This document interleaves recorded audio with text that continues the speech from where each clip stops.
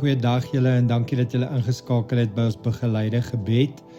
Nou as ek vandag hierdie woorde in Matteus 27 vers 46 vir jou lees, is dit seker die woorde wat 'n mens die diepste tref in jou hart.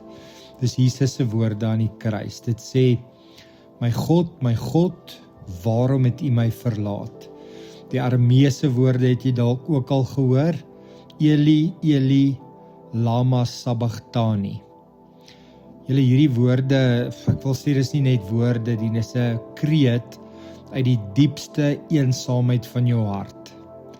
En selfs Jesus het hierdie gevoel geken, om alleen te wees, om verlate te voel.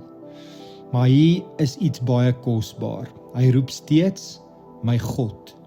Selfs in die gevoel van verlatenheid, hou hy vas aan verhouding.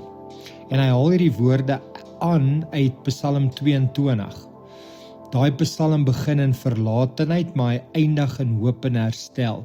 So wat dit vir my beteken is, jou gevoel van God is weg, is nie die einde van die storie nie. Die waarheid is, selfs wanneer jy hom nie voel nie, het hy nie weggegaan nie. Die kruis wys vir ons, God kom juist die naaste, wanneer dit voel of hy die verste is. Nou, ek wil jou baie graag begelei in 'n geestelike oefening vandag, so ek wil jou vra om te sit, en as jy jou oë kan toemaak, maak jou oë toe, haal stadig asem in en uit, en as jy kan, sit jou hand oor jou hart, of hou jou hande oop in jou skoot, en dan fluister jy sag agter my aan, Here, ek voel alleen. Dit voel of niemand daar is nie. Maar U is my God.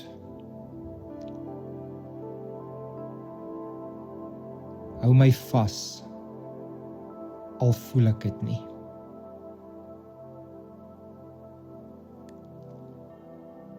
Julle, dan weet ek vandag, daar's mense wat ook so voel, mense wat jy ken, wat jy dalk nie voor antwoorde het nie.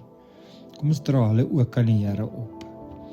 Here, ons bring elke persoon wat vandag alleen voel, die wat in 'n kamer sit en wens iemand sien hulle raak, die wat glo hulle is vergete en verlate.